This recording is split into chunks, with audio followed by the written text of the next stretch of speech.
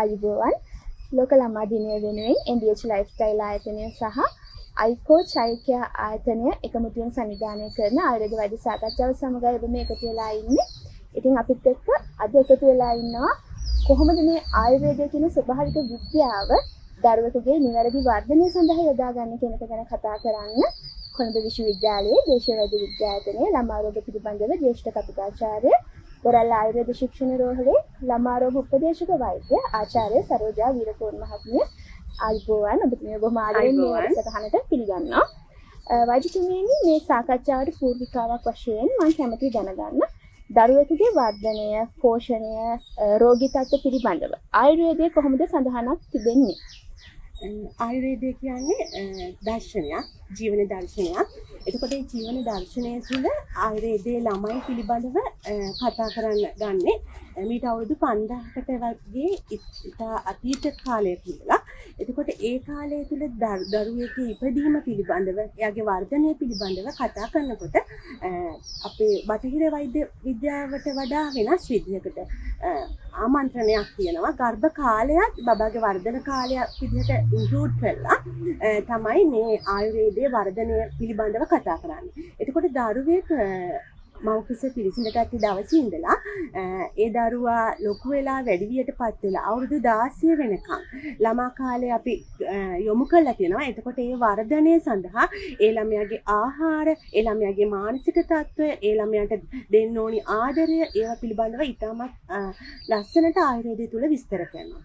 එතකොට ඒ කාලවල ගර්භ කාලය, ගර්භයෙන් පස්සේ බබා ඉපදුනාට පස්සේ බබාගේ දවස් 28ක නවජාත කාලය, නියෝනේටල් පීරියඩ් කියලා වෙස්ටර්න් විදිහට කතා කරන ඒ කාලය, ඊට පස්සේ ශීර අන්න කියන අවුරුදු 2 වෙනකන් කාලය තුල කොහොමද අපේ දරුවට කෑම බීම දෙන්න ඕනි කියන පිළිබඳව ආයුර්වේදය තුල විස්තර වෙනවා. අපි ඒවා පිළිබඳව දීර්ඝ කතා කරමු. ඒ හැම වෙලාවකදීම දරුවෙක් වර්ධනය වගේම බබාගේ සංවර්ධනය අවශ්‍යයි. මානසික, කායික, සමාජික වශයෙන් බබා කොහොමද වර්ධනය වෙන්නේ කියන එක ආයුර්වේදය තුළ කතා කරනවා. වෛද්‍යතුමිය දැන් අපි World Health Organization එකේ නවීන විද්‍යාවට අනුව නිරෝගී දරුවෙක්ගේ වර්ධනය කියන එක ඩෙෆිනිෂන් තියෙනවා. මේ වගේ නිරෝගී වර්ධනයක් සහිත දරුවෙක් කියන දෙයට ආයුර්වේදය තුළ නිර්වචනයක් තියෙනවද? ඔව්, ආයුර්වේදය තුළ World Health Organization එකට ඔබට ගිය සමාජීය, ශාරීරික, මානසික, සමාජීය හා ආධ්‍යාත්මික වශයෙන් අපේ ආයුර්වේද සංකල්ප තුළ තියෙන සමදෝෂ, සමාග්නිෂ්ඨ, සමධාතු ඒ ඔක්කොගෙම සමානතාවය ඇතුව කොහොමද බබෙක් ලොකු වෙන්නේ කියන පිළිබඳව සම්පූර්ණ දරුවෙකුගේ වර්ධනය පිළිබඳව කතා කරනවා. එතකොට එතෙන්දී අපි ශාරීරික වශයෙන් විතරක් නෙමෙයි අපේ චූටි දරුවාගේ මානසික වර්ධනය කොහොමද වෙන්න ඕනි, එහා සමාජයේ දරුවෙක් එළියට සමාජයත් එක්ක ඉන්නකොට ගැටලු ඇති නොවි බබා කොහොමද යන්න ඕනි, ඒ වගේම තමයි ආධ්‍යාත්මික වශයෙන් දරුවෙකුට එන සමාජික තත්ත්වයන් හා ආධ්‍යාත්මික වර්ධනයන් පිළිබඳව කතා කරනවා. එතකොට ඒවා සම්බන්ධයෙන් දෙමව්පියන්ව දැනුවත් කිරීම තුළින් අපිට දරුවන්ට ඒ අවශ්‍ය වර්ධන සංවර්ධනතාවයන් ලබා ගැනීමට පුළුවන් වෙනවා. අපි වර්තමානයේ යන්නේ බොහොම කාර්යබහුල ජීවිතයක්. ඒ කාර්යබහුල ජීවිතය සහ මේ නවීන ලෝකයේ දේවල් නිසා අපි ගොඩාක්ම අර වෙස්ටර්න් පැත්තට තමයි යොමු වෙලා තියෙන්නේ. ඉතින් මම කැමතියි දැනගන්න අපේ ගොඩක් දෙමව්පියන් දන්නේ නැහැ මොනවද ආයුර්වේදයෙන් තියෙන දේවල් අපේ දරුවන්ගේ යහපත් දිවි පැවැත්ම සංවර්ධනය කරන්න කියන මේ යහපත් වර්ධනයට සමාජීය, මානසික සහ ශාරීරික වශයෙන් යහපත් සංවර්ධනය සඳහා ආයුර්වේදයෙන් ලැබෙන මඟ පෙන්වීම ගැන කෙටි හැඳින්වීමක්. ඔව්, අපි ඒක කතා කළ යුතුම මාතෘකාවක් වෙන්නේ දරුවන්ගේ සමාජීය වගේම වර්ධනය සම්බන්ධ ගොඩක් ගැටලු මේ වෙනකොට වර්තමානයේ කාර්යබහුලත්වය නිසා ඇති වෙලා තියෙනවා. එතකොට අම්මලව දැනුවත් කිරීමේ වැදගත්කමක් වෙන්නේ මම මුලින් කිව්වා වගේ ළමා කාලය තුලට ගර්භණී කාලය අපි ඉන්ක්ලූඩ් කරලා තියෙනවා ආයුර්වේද සංකල්ප තුල.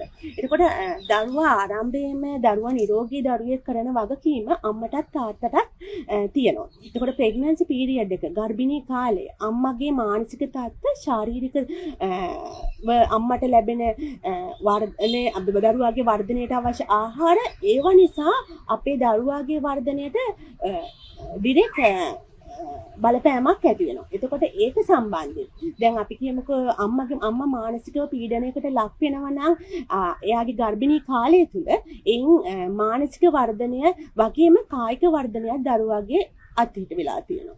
ඒකම තමයි අම්මා වෙනත් ලෙඩ රෝග වලින් පෙළෙනවා නම් ඒක අපේ දරුවට ඩිරෙක්ට්ම බලපාලා තියෙනවා. ඒ නිසා තමයි දැන් අම්මලාගේ තියෙන කායික අම්මලාගේ රාජකාරී බහුලත්වය නිසා ගොඩක් වෙලාවට අපිට එන දේශීය වෛද්‍ය විද්‍යාව වෙත ට්‍රීට්මන්ට්ස් වලට ප්‍රතිකාර සඳහා යොමු වෙන්නේ බටහිර ප්‍රතිකාර වලින් සුව වෙන්න බැරි අය අපි හොයන් එනවා. මානසික රෝග තත්ත්ව ඒ වගේම තමයි ඔය අපේ දරුවන්ගේ මොළයට වෙන හානි නිසා එන බාලක පක්ෂාගත සෙරිබ්‍රල් පල්සි කියන කන්ඩිෂන්ස් ඒ ඔක්කොගෙම 75%ක බලපෑමක් අපිට හම්බ වෙන්නේ දරුවගේ ඔටිසම් හයිපර් ඇක්ටිවිටි වගේ දරුවන්ගේ අම්මලගේ ප්‍රෙග්නන්සි පීරියඩ් එකේදී අම්මා විඳින පීඩන තත්ත්ව අම්මගේ ආහාර පෝෂණ තත්ත්ව ඒ වගේ ඒ නිසා ඒ වේදී අම්මට ලබා දෙන්න ඕනේ ෆැමිලි එකක් විදිහට කොහොමද දරුවෙක් හදන්න කලින් අපි කොහොමද දරුවා ආයුර්වේද තුල පැහැදිලිව කියනවා දරුවා කියන එක අපිට මේ අර අපිට අවශ්‍ය වෙලාවට ලැබෙන කෙනෙක් වෙන්න ඕනේ. අපිට ඕනිත් කෙනෙක් වෙන්න ඕනි දරුවා.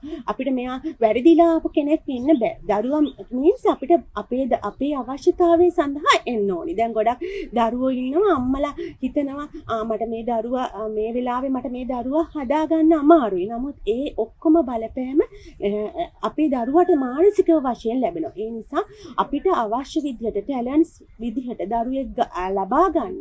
ඒ දරුවා ඉදිරියට ගෙනියන මූලික අඩිතාලම ලැබෙන්නේ ප්‍රෙග්නන්සි පීරියඩ් එකේ. ඊට පස්සේ දැන් වර්තමානයේ අපිට ඇති වෙලා තියෙන ගැටලු සහගත තත්ත්වවලදී අපේ දැන් වර්තමානයේ අපි ක්‍රයිසිස් එකක් විදියට අපේ ලංකාව මුහුණ දීලා තියෙන ප්‍රධානකම තමයි මන්ද පෝෂණ තත්ත්වය. 100ට ලෝකයේ බලුවහම 6 වෙනි ස්ථානයට අපේ රට පත් වෙලා තියෙනවා. තීව්‍ර කාලීන මන්ද පෝෂණ තත්ත්වයක් විදියට පත් වෙලා තියෙනවා. ආසියානු 2 වෙනි ස්ථානයට පත් වෙලා තියෙනවා. එතකොට මේ වගේ මන්ද පෝෂණ තත්ත්වයක් මේ දැන් එනවා.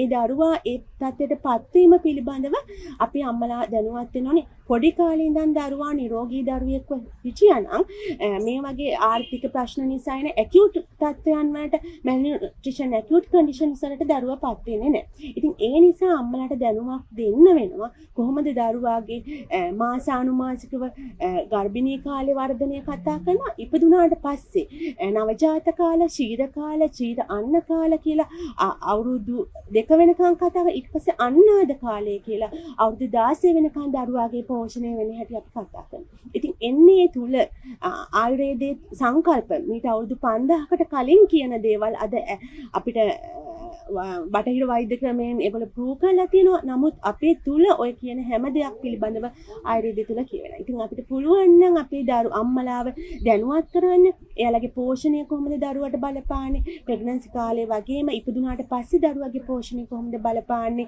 එයාගේ දීර්ඝකාලීන වර්ධනයට හා සංවර්ධනයට මානසික තත්ත්වය බබා බලපාන්නේ, බබාට කොහොමද බලපාන්නේ, එයා පොඩි කාලේ ඉඳලා එයාට විඳින පීඩනයන් කොහොමද දරුවට බලපාන්නේ කියන එක අපිට කතා කරන්න වෙනවා. දීර්ඝව කතා කළ යුතු මාතෘකාවක් එක. වත්තුමී දැන් ඔබතුමිය කිව්වා වගේ අපි මෙවර ලෝක ළමා දිනය සමරන්නේ පෝෂණ දරුවන්ගේ පෝෂණය සම්බන්ධව උග්‍ර ගැටලුවක් තියෙන කාලවකවානුවක. දැන් ගොඩක් දෙමව්පියන්ට වර්තමානයේ මේ තියෙන ප්‍රශ්නෙත් එක්ක හරි අමාරුයි ළමයින්ට හොඳ පෝෂණයක් ලබා දෙන්න. දැන් අපි පොඩි ළමයින්ගේ වර්ධනය සඳහා චීස් බටර් දෙන්න ඕනි. ඒකනේ අපි පුරුදු වෙලා තියෙන විදිය. නමුත් මේ තියෙන්නේ ඒක ටිකක් කරන්න අමාරු කාලයක්. එතකොට අපි කොහොමද අපේ සාමාන්‍ය පරිසරය තුළ තියෙන දේවල් වලින් දරුවාගේ පෝෂණයට උදව්වක් ගන්න කියන දේ මම හිතන්නේ ආයුර්වේදය තුළ අනිවාර්යෙන් සඳහනක් තිබිය යුතුයි. ඔව්. ඇත්තටම මේ අපි දැන් පෝෂණ ගැටලු වලට අපිට දැන් රෝගීන් එනවා. ගොඩක් පෝෂණ ගැටලු වලට හේතු වෙලා තියෙන්නේ අම්මලා තාත්තලා දරුවාගේ පෝෂණය දරුවාට ලබා දෙන ආහාර වලින් ඒක හරි පෝෂණයක් ලැබෙනවා කියලා තියෙන වැරදි මතේ. දැන් කොහොම වුණත් අම්මලාගේ ආර්ථික තත්ත්වය කොයි මට්ටමක වුණත් අම්මලා අර මේ ටීවී එකේ පෙන්නන කෑම බීම බනිස් පාන් අර ඔය නම් නොකියුවට නූඩල්ස් වර්ග ශනික ආහාර වලට ජංක් ෆුඩ්ස් වලට දරුවව යොමු කරනවා. ඒගොල්ලෝ ඉල්ලන නිසා දෙනවා. ඒකට සමහර අම්මලා ඇවිල්ලා අපිට කියනවා මැඩම් මෙච්චර දේවල් දීලාත් අපේ දරුවා හරි අමාරුවෙන් අපි දෙන්නේ අපේ දරුවා ලෙඩ වෙනවා. හරියට වර්ධනය වෙලා නැහැ. උසට සරිලන බරක් අපේ දරුවට නැහැ. ඒ වගේ කම්ප්ලේන් එකක් එන්නේ අම්මලා හිතනවා ඒ ආහාරවල උපරිම පෝෂණය තියනවා කියන එක තමයි අම්මලා හිතන්නේ. දැන් ඇත්තටම අපේ අම්මා කෙනෙකුට උදේ ආහාරයට ළමයා ගන්න ගොඩක් වෙලාවට ළමයා අරගෙන යන්නේ බනිස් ගෙඩියක් ඊට පස්සේ සෝසේජස් වන්න එක ඒ වගේ එකක් අරගෙන තමයි දරුවා යන්නේ. අම්මා හිතනවා හොඳ මේක තමයි අපි අරන් දුන්නේ අපිට මුදල් නැති වුණත්. නමුත් අම්මට පුළුවන් නම් බබාට හුරක්කම් කෙඳ එකක් පොවල යවන්න. එහෙම නැත්නම් අම්මට පුළුවන් නම් බබාට ඔය අපේ ආයුර්වේදයේ තුල ආහාර සකස් කිරීමේදී ෂඩ් රසයන් ගැන සඳහන් කරනවා. මధుර, අම්ල, ලවණ, කටු, තිත්ත කෂාය කියන. ඒ රසයන් ඔක්කොම අපේ අම්මා හදන බත් එකේ සම්බෝලයි බති දුන්නත් ඒ රසයන් එකතු කරලා දාලා හදන්න පුළුවන්. ඒක අර අම්මා ලබා දෙන බනිස් ගෙඩියට වැඩිය බබාට පෝෂණයට ගොඩක් වැදගත්. ඉතින් අන්න අම්මලාගේ සංකල්ප වෙනස් කරන්න වෙනවා අපිට බබාලාගේ පෝෂණය ගැන කතා කරන්න. ඊට අමතරව අම්මලාට ගෙදර වවා ගන්න දේවල් කොළ జాතියක් අපේ ආහාරයට දරුවන්ට එකතු කරන්නම වෙනවා. අපේ චූටි දරුවෝ කන්නේ දැන් අපි හොස්පිටල් එකේ බැලුවත් අපිට ඇවිල්ලා ගන්න බබාලාගේ වට්ටෝරුවේ අහන මේ කෑම වට්ටෝරුවක් තියෙනවා. රෙසිපි අපි හැමදාම එක ගහන ෆුඩ් සිටි බේබීස් කියලා. එච්චරට බබාලා කන කෑම තුල තියෙන්නේ අර රසකාරක වර්ණකාරක එකතු කරපු ක්ෂණික ආහාර වේලා. ඉතින් ඒ කෑම වේල නිසා වෙන ගොඩක් ප්‍රශ්න අද අපිට එනවා. ගොඩක් වෙලාවට දරුවන්ට ආශ්‍රිතව ඇති වෙන ස්කින් ඩිසීසස්, චර්ම රෝග, ඒ වගේම තමයි දරුවන්ට ඇති වෙන ශ්වසන රෝග, ඒ වගේම අතිස්තවුල වගේ කන්ඩිෂන්ස් වලට රෝග තත්ත්වයන්ට අපේ දරුවෝ පත් වෙලා තියෙනවා. ඒකට ප්‍රධාන හේතුව තමයි අර හරි පෝෂණ සංයුතියක් නැති ආහාර දරුවන්ට ලබා දීම. පොඩි දැන් අපේ අම්මලා සමහර වෙලාවට අපිට කියන්නේ තියෙන දේ දුන්නාම බබා කන්නේ නැහැ. බබා කන්නේ අර කඩෙන් ගේන අම්මගේවත් නෙමෙයි. ඒක තමයි ප්‍රධාන. නමුත් අම්මලාට පුළුවන් කමක් තියෙනවනම් තමන් උයන බත රස වෙන්න හදන්න. ඒකට සුප්‍රටේ දාන එක නෙමෙයි. අම්මට පුළුවන් සුදු ලුණු ඉඟුරු කෑල්ලක් පොඩි කරලා දාලා ඒ බතේ සුවඳ ගන්න ස්වභාවික රසකාරක ගැන ආයුර්වේදයේ ලස්සනට කතා කරලා තියෙනවා. ආහාර රසවත් කරන හැටි පිළිබඳව කතා කරලා තියෙනවා. ඉතින් අර ඒවෙන් ඈත් වීම තමයි ගොඩක් වෙලාට චුටි දරුවන්ට මේ වගේ රෝග තත්ත්වයන් වලට ඇති වෙන්න හේතු වෙලා තියෙනවා. දැන් ගොඩක් වෙලාට අපේ ආයුර්වේදයේ ඔය ළමයින්ගේ මානසික වර්ධනයට මානසික තත්ත්වයන් සඳහා බලපාන රසයන් ගැන විස්තර කරනවා. ඒකෙදි අපි කියන්නේ කටු තිත්ත රස ලුණු රස වැඩි කෑම බබාලගේ මානසික වර්ධනය අඩාල කරනවා. දැන් කටු රසය කිව්වට ඔයගොල්ලෝ දන්නේ නැහැ. නමුත් ඒ තුල තියෙන ඔය චිලි පේස්ට් වර්ග චිලිස් වැඩි සැර රසයන් ගොඩක් ළමයි ඒවට පුරුදු වෙලා තියෙනවා. අනිත් එක තමයි තිත්ත රස බබාලා කන්නේ නැහැ ඉල්ලලා. බට් චොකලට් මික්ස් පවුඩර්ස් චොකෝ ඒවා කොකෝවා ඒවා යටින් අර ඒ තුල එන රසයන් තුල ඔය තිත්ත රසයන් ඉන්ග්‍රීඩියන්ට්ස් විදිහට එනවා. එතකොට අනිත් එක තමයි ඔය සෝල්ට් වර්ග ඔය ටිපි ටිප්ස් වගේ ඒවා තියෙන මැගි නූඩල්ස් නම් වශයෙන් සඳහන් කර යුතු නෑ. නූඩල්ස් වර්ගවල දාලා තියෙන ඔය අජිනමෝටෝ වගේ ඒවා යූස් කිරීම නිසා අර ඒවා ලුණු වල වැඩි රසයන් ආයුර්වේදය තුල බබාලගේ මානසික තත්ත්වය අඩු වෙනවා කියලා පැහැදිලිව විස්තර කරලා තියෙනවා. දැන් අපි කරන රිසර්ච් වලදී පරීක්ෂණ වලදී අපිට ඒවා දැන් ප්‍රූව් වෙලා තියෙනවා. කළ පරීක්ෂණ වලින් ඔප්පු වෙලා තියෙනවා. ඒ රසයන් නිසා අපේ දරුවන්ගේ මානසික තත්ත්වයන්ට ලොකු බලපෑමක් ඇති වෙලා තියෙනවා කියලා. ආහාර සම්බන්ධයෙන් ඔබතුමී කිව්වා සංකල්පමය වෙනසක් තිබිය යුතුයි දෙමව්පියන් තුළ කියලා. ඒ වගේම ආසියාතික රටවල විශේෂයෙන්ම ශ්‍රී ලංකාව වගේ රටක දෙමව්පියන්ගේ තව සංකල්පයක් තියෙනවා දරුවන්ගේ අධ්‍යාපනය සම්බන්ධයෙන්. අර පොතටම සීමා වෙච්ච දරුවෝ තමයි වර්තමානයේ බිහි වෙන්න වැඩි ප්‍රවණතාවයක් තියෙන්නේ. මොකද දෙමව්පියන්ගේ ලොකු විශ්වාසයක් තියෙනවා විශ්වවිද්‍යාලයට යන්න ඕනි. එතනින් එහාට හොඳ රස්සාවක් කරන්න ඕනි.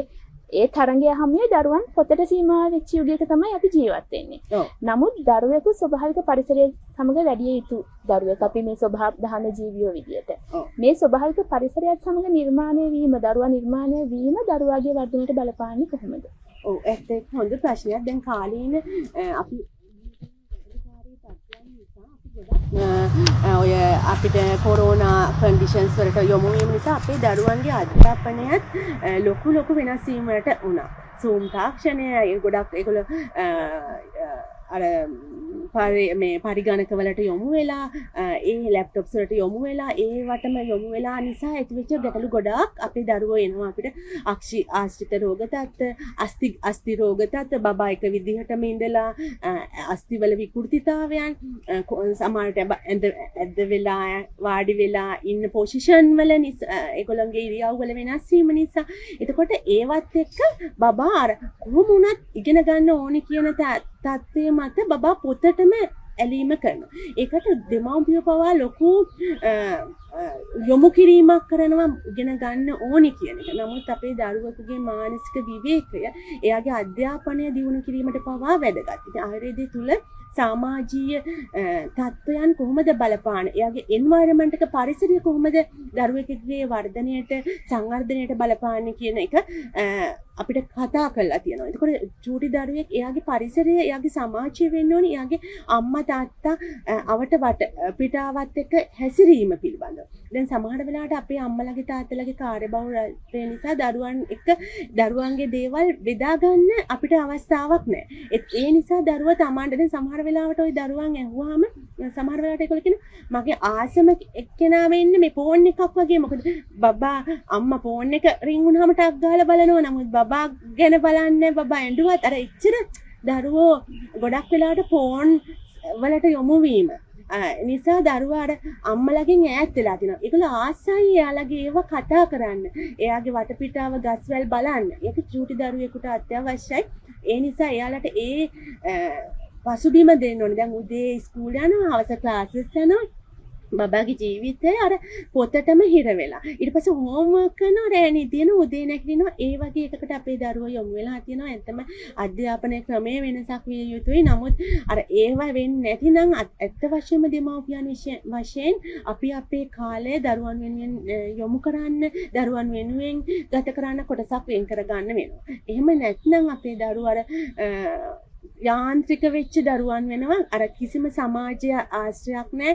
කෙනෙක් එක අර එකිනෙකට බෙදාගෙන දැන් ඉස්සර කාලේ හිම නෑනේ. සමහර පවුල් වල දරුවෝ 10ක් විතර ඉන්නවා. ඒගොල්ලෝ අතර එකිනෙකා සතුටින් සෙල්ලම් කරලා එහෙම ඉන්නවා. දැන් පවුලක ඉන්නේ එක්කෙනයි හරි දෙන්නයි. ඒ දෙන්න අතරත් එකමුතුවක් නැහැ. අයියා නංගි බබාවට පස්සේ අයියා මානසික රෝග තත්ත්වයකට පත් වෙන මට්ටමකට පත් වෙලා තිබුණා. ඔටිසම් වගේ රෝග තත්ත්ව ඇති වෙච්ච ගොඩාක් දෙවෙනියා ගෙදරට ආවට පස්සේ දෙවෙනි දරුවා ඉපදුනාට පස්සේ පළවෙනියා ලොකු මානසික පීඩනයකට ලක් වෙන තත්ත්වයකට පත් වෙලා තියෙන. ඒකට හේතුව තමයි දෙමාපියන් අර වැඩි අවධානයක් අපේ දරුවන් හැමෝම කෙරෙහි යොදා ගන්න. අර සමාජයකට එකට මේසෙට වාඩි වෙලා කන්න පුළුවන් තත්ත්වයක අද අපි සමාජේ නැහැ. අර අපි ඒ වෙලාවේදී හරි බෙදා ගන්න නමුත් එක්කෙනෙක් කනවා ඊට පස්සේ අනිත් එක්කෙනා කනවා. අර එච්චර අර වෙලාව අපි වෙන් කරන්නේ නැහැ අපි දරුවන් වෙනුවෙන්. ඒ නිසා තමයි අපේ දරුවන් ওই වගේ මානසික පීඩන වලට ලක් වෙන්නේ. අධ්‍යාපනය පවා අපිට කරන්න පුළුවන් පරිසරයත් එක්ක එකතු වෙලා බබාව එළියට දාලා නිදහසේ යාලට ওই ගස්සේ බබාලා දකින්නේ නැහනේ. දැන් හිටවන්න වෙලා තියෙනවා පැල පෙන්නන්න නෑ. ඉස්සර කාලේ එළියට බැස්සත් ඔක්කොම දකින්නවනේ. ආච්චි අම්මලා සීලත් එක්ක ගෙවන ඒගොල්ලන්ගේ ජීවිත. නමුත් අර වර්තමාන තත්ත්වය අනුව අපිට මේ ආයුර්වේද පැහැදිලිව කියනවා කොහොමද සමාජ දියුණු වෙන්න ඕනේ, එකිනෙකා අතර කොහොමද තියෙන්න ඕනේ සම්බන්ධතාවයන් අපේ දරුවාගේ සංවර්ධනයට කොහොමද බලපාන්නේ කියන එක. ඒ පිළිබඳව අපිට ලොකු වගකීමක් දෙමව්පියන්ට තියෙනවා. අපි මැසේජ් එකක් විදිහට දෙන්න වෙනවා කොහොමද අපි ඒක කරන්න කියන එක. වෛද්‍යතුමියනි, අපේ මේ සාකච්ඡාවේ ප්‍රධාන අරමුණක් තමයි අද කාලේ දෙමව්පියන් අතින් වෙන වැරදි දේවල් ගොඩක් අඩු කරගන්න අපිට කරන්න පුළුවන් පොඩි දේවල් මොනවාද සහ ඔවුන් නොදන්න ආයුර්වේදය පිළිබඳව ඔවුන් නොදන්න දේවල් පිළිබඳව ඔවුන් දැනුවත් කිරීම. මෙතෙන්දී සාමාන්‍යයෙන් පොඩි බඩට අපි කැම පටන් ගන්න දැන් මාස 6න් වගේ ඉඳලා මාස 6 වගේ ඉඳලා අවුරුදු 16 වෙනකන් දරුවෝ වෙනකන් පොදුවේ අපිට දකින්න තියෙන ගැටලු ටිකක් තියෙනවා. මලබද්ධය, පෝෂණ උණතා, ප්‍රතිශක්තිය අඩුවීම, ඒ වගේ ගැටලු. මේවා සම්බන්ධයෙන් ආයුර්වේදයේ කතා කරන්නේ කොහොමද? විශේෂයෙන්ම මෙතෙන්දී මම හිතන්නේ රතකාර්කය ගැන කතා කර යුතුමයි. ඔව්. ඇත්තටම මේ ආයුර්වේදයේ තුල මේ ඔය පෝෂණය, දරුවගේ පෝෂණය ගැන කතා කරද්දී අම්මගේ කිරිදීම සම්බන්ධයෙන්ම පටන් ගන්නවා ශීර කාලේ මුල් ටික. අපි නොකිය දැන් අපි බටහිර වෛද්‍ය ක්‍රමය අනුව මාස 6ක් අනිවාර්යයෙන් මව් කිරි දිය යුතුයි කියන concept එකට ඇවිල්ලා තියෙන. ඒක ආයුර්වේදයේ මීට අවුරුදු 5000කට කලින් අපි නොකියා කියලා තියෙනවා මාස 5ක් 6ක් වෙනකන් අපි දරුවාට දෙන්න ඕනි මව් කිරි. එතකොට අපි පටන් ගන්නේ මාස 6 පළ ප්‍රාශන කියන පළ යුෂ ජූස් ෆෘට් ජූස් එහෙම පටන් ගන්න කියන එක කියලා තියෙනවා. අපි මාස 6න් පස්සේ කොහොමද බබාට ආහාර ඉන්ට්‍රොඩියුස් කරන්නේ හඳුන්වා දෙන්න කියන එක අයිටම් වයිස් අපිට කියලා තියෙනවා. දැන් අපි සමහර වෙලාවට ඉස්සර අම්මලා මම දිගටම අම්මට බබාට කිරි දුන්නා. නමුත් මගේ බබාගේ බර අඩු. දිගටම කිරි දීම සම්බන්ධයෙන් අපි ආයුර්වේදයේ තුල අම්මගේ කිරි බොන්න පුළුවන් බබාට පැහැදිලිව කියනවා අවුරුදු 2ක් වෙනකන් මව්ගේ ආහාර හඳුන්වා දීමත් එක්ක මව් කිරිත් අපි බබාට දෙන්න ඕනි කියන එක. නමුත් ඒ අතරේ දරුවට ආහාර හඳුන්වා දීම පිළිබඳව අපි දැනුවත් කරන දැන් ඔය හඳුන්වා දීම තුල ගොඩක් වෙලාවට අම්මලා දෙන කෑමවල මම අර ඉස්සෙල්ලා කිව්වා වගේ ගෙදර සකස් කරගත යුතු ආහාරයක් වෙන්න ඕනේ. ඒකට කොළ ಜಾති, ඇට ಜಾති එකතු කරන්න ඕනේ. ඒවා අපි එකිනෙක මාසවල කොහොමද මාස් මාංශ බබාගේ ආහාරයට එකතු වෙන්න ඕනේ. ගොඩක් ඔය පෝෂණ ඌනතාවයන් නැති වෙන්නේ එතනින් පස්සේ. අවුරුද්දකට පස්සේ පැහැදිලිවම කියනවා අපි කන වැඩිහිටියෙකු කන ආහාර විදිහටම සකස් කරලා බබාට දෙන්න ඕනේ. ඉතින් අර ෂඩ් රසයෙන් යුක්ත ආහාරයක් සකස් කර නොගැනීම තුල ඔයා කියපු වගේ මලබද්ධ කන්ඩිෂන්ස් ඒ වගේ තත්ත්වයන් ඇති වෙනවා. බබාට ඇඟ පුරා බිබිලි දානවා. ඒ කියන්නේ දැන් ගොඩක් වෙලාවට මේ අර කිරිබොන කාලේ ඇඟ පුරාම ඔය රට බිබිලි වශයෙන් ඇඟ පුරා චර්ම ආසාදනයන් එන්න පුළුවන්. එතකොට ඒ වෙලෙදි ගොඩක් වෙලාවට දැන් එක මං කිව්වා අම්මා කන කෑම බීම පවා ප්‍රෙග්නන්සි පීරියඩ් එකේ කෑම බීම පවා අපේ දරුවාට බලපානවා. ඒ වගේ තමයි අම්මා උෂ්ණ තීක්ෂණ ආයුර්වේදයේ සඳහන් ඔය සැර කෑම ಜಾති කනවනම් ඒව දරුවාට මුල් මාස 6 ඇතුළත දරුවාගේ තුලින් පෙන්눔 කරන්න පුළුවන්. ඒ වගේම තමයි ඉපදිනාට පස්සේ මව් කිරි දෙන අවස්ථාවේ අම්මා කන කෑම ಜಾති නිසා ඔය දරුවාට බලපෑම වෙනවා මව් කිරිවල හරහා ආයුර්වේදයේ ශීර කාලය තුල අර ශීර රෝග කිරි කොහොමද දූෂණය වෙන්නේ ඒවා කොහොමද පිරිසිදු කරගන්නේ පවා හොඳ සංකල්පයන් තුල ගැඹුරුව සාකච්ඡා කරනවා. ඒවට දෙන්න ඕනි ඖෂධයන් පිළිබඳව සාකච්ඡා කරනවා. ඒවා සාකච්ඡා කරන්නේ දරුවාගේ රෝග තත්ත්ව වලින් අත් මිදව ගන්න. ඉතින් අපේ ආයුර්වේදයේ තුල ඔය මලබද්ධ කන්ඩිෂන් එක මලබද්ධය කියන තත්ත්වය ඇති වෙන්න ප්‍රධාන හේතුව තමයි දරුවාගේ ආහාරවල යොදා ගන්න කෑම බීම වල තියෙන හරියට ඒක දරුවාට හරි ආහාරයක් නොලැබීම. සමහර වෙලාවට කෘත්‍රිම ආහාර වලට අමතරව දරුවාට ඖෂධ වශයෙන් දෙන පානයන් අම්මලා යොදා ගන්න ඔය මේ චොකලට් වගේ ඒවා මික්ස් ආහාර ಜಾති නිසා මේ වගේ තත්ත්ව එන්න පුළුවන්. අපේ ආයුර්වේද දිනචර්යා යටතේ පැහැදිලිව කියන උදෑසන මද උණුසුම් වතුර එකක් බොන්න බබාලා කරන්න ඕනි දේවල් පිළිබඳව කියා දෙනවා. නමුත් ඒ වගේ ඒවට දැන් පිටිකිරිය කපෝන එක තමයි අපේ මූලික ඇරිච්ච ගමන් කරන්නේ. නමුත් අපි ආයුර්වේදයේ තුල මව්කිරි නැත්නම් බබාලට ආහාර තමයි යොදා ගැනීම සඳහන් කරන්නේ. ඒ වෙනුවට අපිට යොදා ගන්න පුළුවන් නම් අෂ්ටශීර විදිහට ඔය එලකිරි එලුකිරි වගේ ආදේශික විදිහට යොදා ගන්න එක ගැන කතා කරනවා. ඒවෙන් බබාලට වෙන අර මලබද්ධතාවයන් අඩු වෙනවා. දැන් ඇත්ත වශයෙන්ම අපි දේශීය වෛද්‍ය ක්‍රමය තුල රත කාලකය පිළිබඳව අපි කතා කළ යුතුයි. ඒක ආයුර්වේදයේ ඔය දරුවන්ගේ ගොඩාක් රෝගවලට පොඩි කාලේ ඉඳලා ඉපදිලා නවජාත කාලේ ඉඳලම ඉපදිලා සති දෙකක් ඇතුළත කරපු පරීක්ෂණ වලදී අපිට ඒවෙන් බබාට එන ප්‍රතිශක්තිකරණය ඉමුන් එන්හැන්සින් ගුණය අපි ඒවා ප්‍රත්‍යක්ෂ කරලා තියෙනවා. ඒ වගේම තමයි මලබද්ධය නැති කරන්න, ස්කින් ඩිසීසස් චර්ම රෝග නැති කරන්න, ශ්වසන රෝග වලට දරුවා නිතර ගොදුරු වෙනවා නම් ඒවයින් ඈත් කරන්න ඒව පිළිබඳව පරීක්ෂණාත්මකව සනාථ කරලා තියෙනවා. එතකොට ඒ රත කල්කය ලබා දීම පිළිබඳව දෙමාපියන් දැනුවත් කිරීම අපිට කරන්න පුළුවන්. ඒක තුල බබාගේ පළවෙනි වසර තුල ගොඩක් දරුවෝ ඒක ලබාගත් දරුවන් පරීක්ෂණ වලින් පැහැදිලි වෙනවා නිතර රෝගවලට ගොදුරු වීමෙන් වලකින එක ප්‍රතිශක්තිය ඒගොල්ල තුල ඇති වෙනවා. ඒ නිසා මලබද්ධතාවයන් වගේ රෝග තත්ත්වයන් ඇති වෙන්නේ නැහැ. ඒවා පිළිබඳව දැනුවත් කිරීම කරන්න අත්‍යවශ්‍යයි. ඒ වගේම තමයි අර දරුවන්ගේ ආහාර රටාව අම්මලාට පැහැදිලි කරන්න ඕනේ. රෝග වලට දැන් කෘතිම පැහැදිලිවම කිව්වත් අපිට එන මම හැමතිස්සෙම කියන්නේ අර ආහාර රටාවන් හරි ආහාර රටාවකට ළමයා යොමු කළොත් gedara සාදා ගන්න ආහාර කෘතිම ඒවෙන් ඈත්ලා යොදා ගතොත් වර්ධනයන් සඳහා කිසිම බලපෑමක් අපේ දරුවන්ට ඇති වෙන්නේ නැහැ. අපි යුගයෙන් යුගය බලනකොට අපේ පහුගිය කාලේ බලනකොට එක එක කාලවලට වැඩිපුර කතා බහ වෙන රෝගී තත්ත්ව තියෙනවා. කාලයකට බෝ වෙන රෝග, කාලයකට බෝ නොවන රෝග. ඒක කුඩා දරුවෝ සම්බන්ධයෙන් කතා කරනකොට අපේ ආච්චි අම්මලා සියලගේ කාලේ සහ අපේ දෙමව්පියන්ගේ කාලයත් එක්ක සසඳදී වර්තමාන තත්ත්වයේ ඔටිසම්, හයිපැක්ටිව් තත්ත්වය, එතකොට සෙරිබ්‍රල් පොල්සි නිකන් බාලක පක්ෂාඝාත, අර මස්කියුලර් නර්වස් සිස්ටම් සම්බන්ධ රෝගී තත්ත්වවල වැඩි ප්‍රවණතාවයක් අපිට දැන් දකින්න තියෙනවා. මෙතනදී අපේ බටහිර වෛද්‍ය විද්‍යාවේ ඒවා එක විදිහකට සඳහන් වෙනවා, එක් විදිහකට සඳහන් වෙනවා. ඔවුන්ගේ ප්‍රතිකාර පද්ධති තියෙනවා. ඒවෙන් දරුවන්ට ලැබෙන ප්‍රතිලාභයක් තියෙනවද නැද්ද කියන අපිට දකින්න තියෙනවා. මම කැමති දැනගන්න ආයුර්වේද වෛද්‍ය විද්‍යාව තුළ මේ වගේ රෝගවලට ප්‍රතිකාර තියෙනවද? ඒ ප්‍රතිකාර පද්ධති මොනවද සහ ඒවා ඉෆෙක්ටිව්නස් කොහොමද? කියන එකෙන් දරුවන්ට ප්‍රොග්‍රෙෂන් එකක් දකින්න ලැබෙනවද?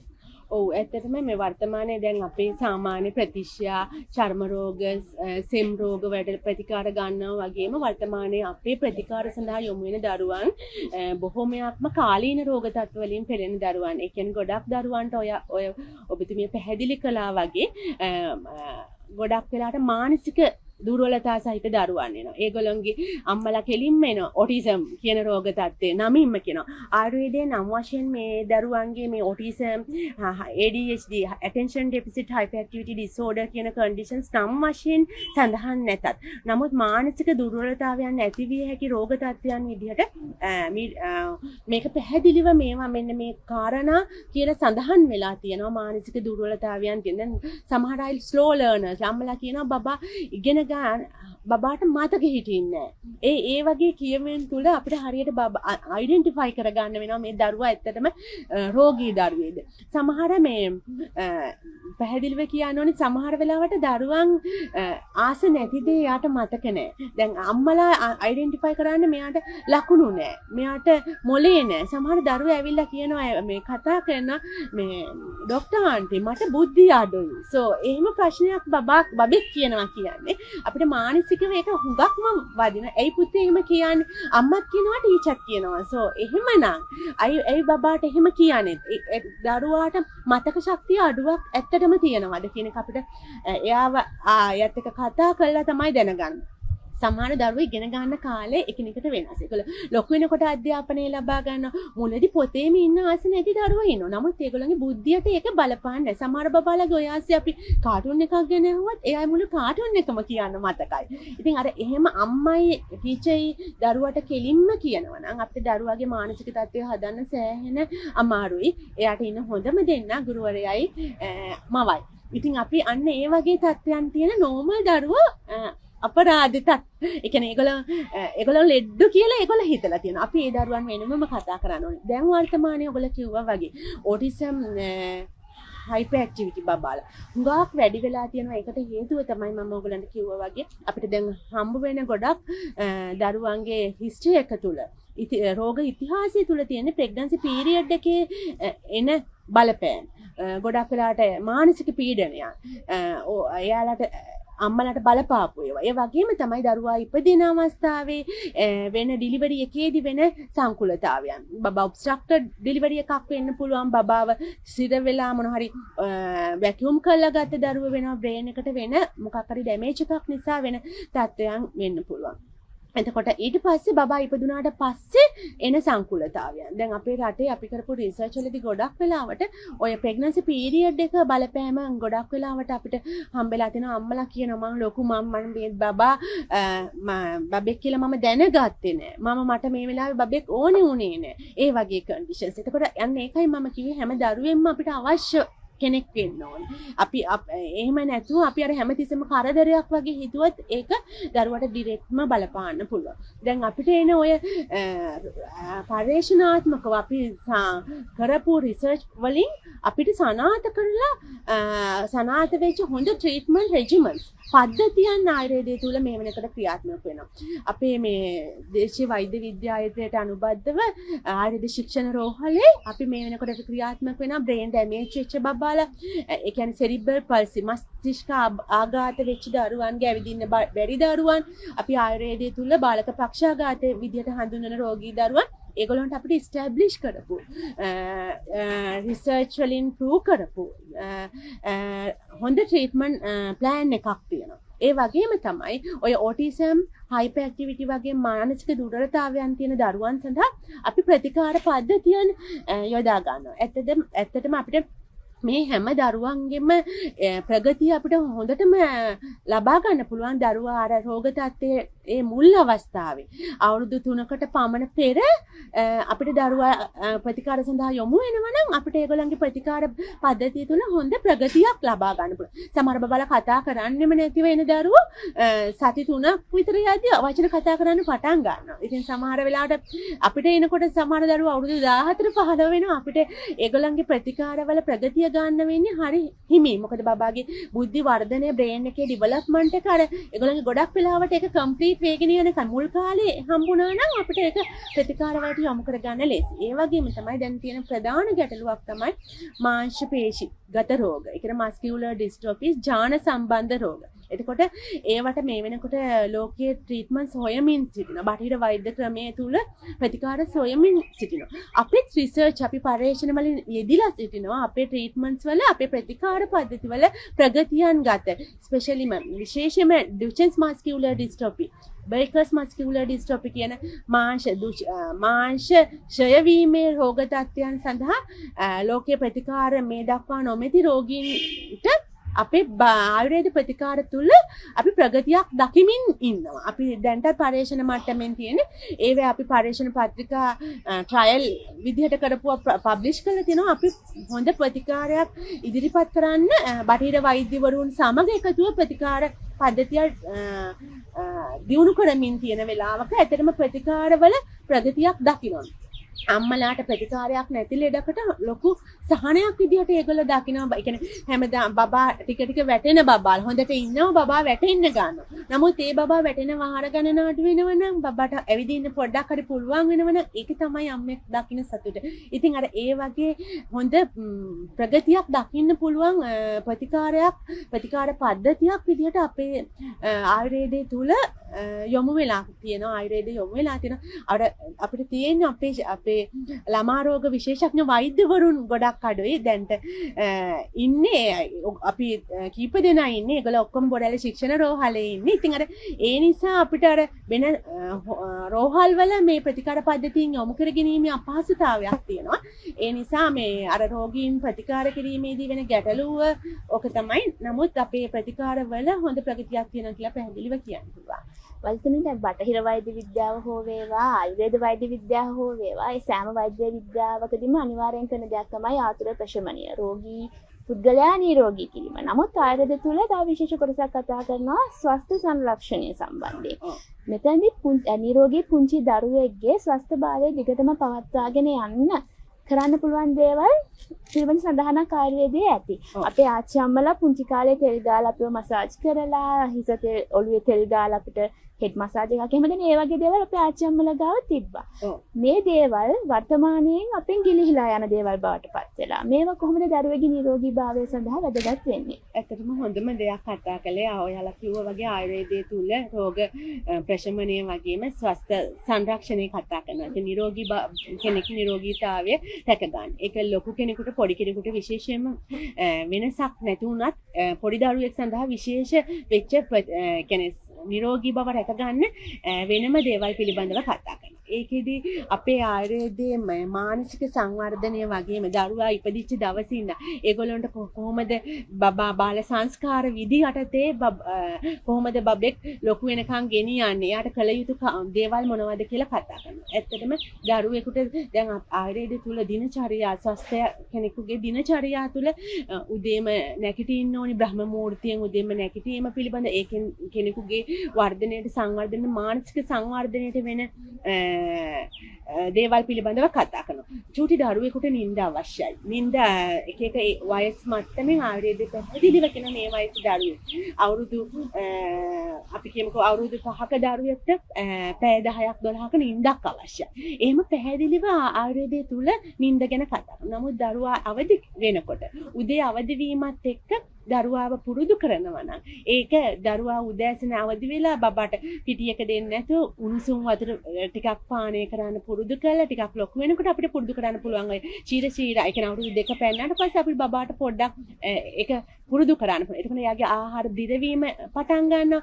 ඒ කියන ආයුර්වේදය තුල කිය. ඊට පස්සේ බබාලගේ එකිනෙක බබා වොෂ්රූම් එකට යන එක ටොයිලට් යන එක ඒව පුරුදු කරන්න ඕනි විදි පිළිබඳව කතා කරනවා. ආයුර්වේදයේ දන්ත ධාවනය ගැන ලස්සනට කතා කරන චුටි දරුවගේ දත් ආරක්ෂා කරන්න පුළුවන් හැටි ඒවා යොදා ගන්න හැටි කවලග්‍රහ මුඛ සෞඛ්‍ය ගැන ඒ එකම තමයි ශිරෝ අභ්‍යංග තෙල් අභ්‍යංග ගැන අපේ චූටි දරුවෙක් ඉපදුනාට පස්සේ ఔෂධ වතුරෙන් තමයි දරුවා නාවන්න කියන්නේ. ඒක පැහැදිලිව ස්නානය සම්බන්ධයෙන් කතා කරනවා. ඖෂධීය ඒවා නාවනකොට බබාලගේ සමට වෙන ආරක්ෂාව පිළිබඳව කතා කරනවා. ඊට අමතරව දරුවා නෑමට පස්සේ අපි බබාලගේ ඇඟේ ඔයා ඔබතුමිය කිව්වා වගේ ඔයිල් ඇප්ලිකේෂන් එක. ඒකෙන් අපේ ස්ට්‍රෙන්ත් එක මසල් වල තාණය මාංශ පේශි වල තාණයන් වැඩි කරන බබාලගේ මාංශ පේශි වල හොඳ වර්ණවත් භාවය ඇති කරන්න පුළුවන්. ඒ වගේ තමයි ඒකේ තියෙන අර රෝග තත්ත්වයන් නිසා එන ඌනතා කියන තත්ත්වයන් හැමබල වියලිභාවයන් ඔක්කොම නැති කරන්න පුළුවන්. ඒ වගේ ඒවා අපිට පැහැදිලිව කියලා තියෙන දේවල්. ඊට අමතරව තමයි ඔළුවට ওই තෙල් දැමීම සම්බන්ධයෙන් චූටි දරුවන් දැන් ගොඩාක් ප්‍රශ්න විදිහට එනවා. දරුවන්ගේ හිසකෙස් අකාලයට හිසකෙස් පැසීම සම්බන්ධයෙන් කොණ්ඩේ යන එක සම්බන්ධයෙන් අවුරුදු 12 13 දරුවන් එනවා දැන්ට අපේ සායනවලට දරුවන් සහභාගී වෙන ප්‍රධාන ප්‍රශ්නේ විදිහට ගන්නෙ ඒවා. එතකොට අම්මලා එතකොට බබිලා ආසෙ නෑ ඔයිල් කරන්න. නමුත් ඒක පිළිබඳව දරුවන්ව දැනුවත් කිරීම කරන්න පුළුවන්. ඒක අර බබාලට ඒක යාලට ආස වෙන විදිහට කරන්න පුළුවන්. තෙල් නාවනික නෙමෙයි. තෙල් පොඩි ප්‍රමාණයක් දරුවගේ ඔළුවට දාලා ආදරයෙන් මේ මසාජ් එකක් අපිට දරුවට උදේට කරන්න පුළුවන්.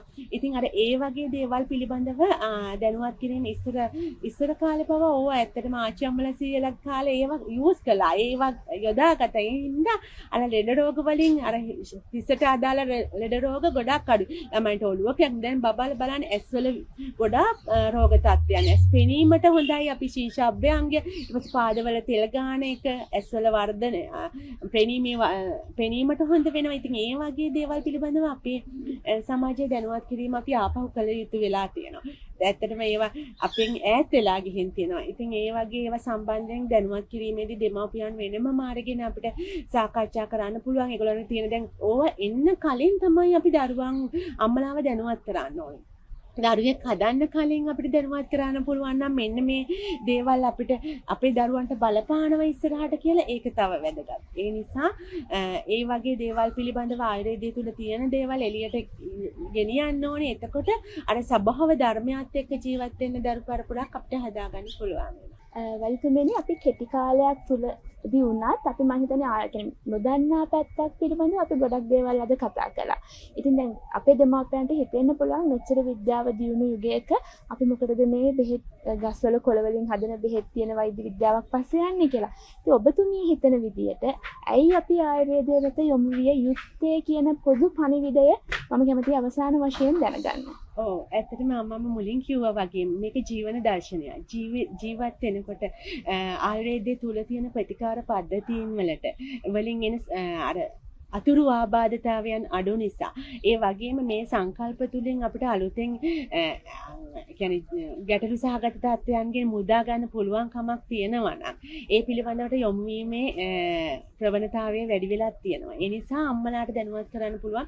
දැන් ගොඩක් මේ බබාලාට දෙන බෙහෙත් වර්ග තියෙන ඖෂධ දැන් ඒකවල බටහිර වෛද්‍යවරු පවා කියනවා එක දිගට ගන්න හොඳ නැහැ. දැන්ට අපේ වෛද්‍ය ක්‍රමයේ තුලත් අපි ගොඩක් ඖෂධ යොදා ගන්නකොට ඒවා පරීක්ෂණාත්මකව පරීක්ෂණ කළා ඒව විෂ තත්ත්වයන් නැහැ කියලා ප්‍රූව් කළා තමයි ගොඩක් රිසර්ච් මට්ටමින් යන ඖෂධ අපි යොදා ගන්නවා. එතකොට ඒවා අර සනාථ කිරීමට අවශ්‍ය නැතත් දැන් අවුරුදු 5000කට විතර කාලයක් තුල ලියවිලා තියෙන දේවල් නමුත් මේ වෙනකොට අපි මේ සමාජ රටාවට ගැළපෙන විදිහට පරිශ්‍රණ වලට යොමු කළා ඒ කියලා තියෙනවා ඔප්පු කරන යම් ඉංගන කාලයක්. ඉතින් ඒකෙන් ඒවා භාවිතා කිරීමෙන් දරුවන්ට ලොකු විශාල වාසියක් මිසක් අවඩක් සිදු වෙන්නේ නැති නිසා අම්මලා ගොඩාක් ආයුර්වේදයේ තුලට යොමු වීම තියෙනවා. ඇත්තටම හැම ආයුර්වේද හොස්පිටල් එකකටම දරුවන් සඳහා විතරක් නෙමෙයි වැඩිහිටියන් සඳහාත් ප්‍රතිකාර සඳහා එනවා. දැන් ගොඩක් වෙලාවට මේකට දැන් එන්න ඉස්සර නම් මේ අර එන්නේ බෙහෙතක් නැති නිසා දැන් නමුත් බටහිර වෛද්‍යවරු පවා අපේ ප්‍රතිකාරවලට යොමු කිරීමක් තියෙනවා. ඒගොල්ලොත් සමහර ප්‍රතිකාර පද්ධතීන් පිළිබඳව ඒගොල්ලොත් කියනවා මේ එහෙනම් ගිහිලා මේවා ට්‍රීට්මන්ට්ස් වලට ගිහින් බලන්න ඉම්ප්‍රූව්මන්ට්ස් ගන්න ඒගොල්ලෝ හම්බ වෙලා තියෙනවා ඒ වගේ. ඒ නිසා අන්න පණිවිඩයක් විදියට දුන්නොත් ඇත්තටම දරුවන්ව කරන්න ඕනි රෝග ඇතිවීම වළක්ව ගන්න ඒක අපිට 90ක් විතර අපිට අම්මලා දැනුවත් කිරීම තුළින් කරන්න පුළුවන් සම්පූර්ණයෙන් ආහාර විහරණයන් ආයුර්වේදය තුල පැහැදිලිව කියන්නේ මානසික තත්ත්වයන් අනුව තමයි මේ රෝග තත්ත්වයන් ගොඩක් ගොදුරු වෙන්නේ මේ චුටි දරුවන් ගැන. එතකොට අම්මලාගේ මානසික තත්ත්වය ඩිඩෙක්ලිම දරුවන්ට බලපාන. අපිගේ විහරණයන් අපි අර අතිසේවනය කියන ෆෝන්ස් උනත් ඒකනේ වැඩිපුර යොදා ගැනීම තුළ දැන් ඇත්තටම දැන් ප්‍රූව් කරලා තියෙනවා දැන් අවුරුදු 3ට අඩු දරුවෝ ඒවට යොමු වීම තුළ බ්‍රේන් එකට අර හෙරොයින් ඇඩික්ට් වෙච්ච කෙනෙක්ට වෙන ඩැමේජ් එකක් වෙනවා. ඉතින් අර ඒවෙන් අපි දරුවන් ඈඩ් කරන ඒ පණිවිඩය දෙන්න ඕනි සමාජයට කොහොමද දරුවන්ව සමාජ පරිසරයට පුරුදු කිරීම තමයි අපිට වැදගත්. ඒ තුල අපිට දරුවන් නිරෝගී දරු පරපරක් ගන්න ඇති කර ගන්න පුළුවන් වැඩිපුරම වැදගත් දේ තමයි දෙමාපිය ආදරය දරුවන්ට අර නොඅඩුව ලබා දෙමින් අර ඒවට යොමු කිරීම තමයි හොඳ. යුගයේ අවශ්‍යතාවයක් මම හිතන්නේ කාලීන අවශ්‍යතාවයක් අපි ඉටු කළා වගේ හැඟීමක් තමයි මට සාකච්ඡාව අවසානයේ දැනුනේ. ඉතින් ඔබතුමීට බොහොමත්ම ස්තුතියි. ඊටාම කෙටි දැනුම් දීමකින් අපිත් සමග සම්බන්ධ වුණාට NDH lifestyle අපේ අරමුණ උනේ මේ වර්තමාන සමාජයෙන් ගිලිහි යන ඉතා වටිනා දැනුමක් වටිනා වෛද්‍ය විද්‍යාවක් පිළිබඳව අපේ දරුවන් වෙනුවෙන් අපිට කළ හැකි දේවල් පිළිබඳව දැනුවත් කිරීම අපි හිතනවා අපේ උත්සාහය යම් තරමකට හෝ සාර්ථකයි කියන දේ. ඉතින් බොහොම ස්තුතියි ඔබට අපත් සමග එකතු වෙලා සිටියාට. ඔබතුමියට නැවතත් ස්තුතියි. දෙවන් වූ හරවත් සංවාද තුළින් ආයුර්වේද වෛද්‍ය විද්‍යාව කොහොමද අපේ ජීවිතයට එකතු කරගන්නේ කියන හරවත් සාකච්ඡාවකින් නැවතත් හම් වෙන බලාපොරොත්තුවෙන් අපි ඔබෙන් සමගන්නවා. ආයුබෝවන්.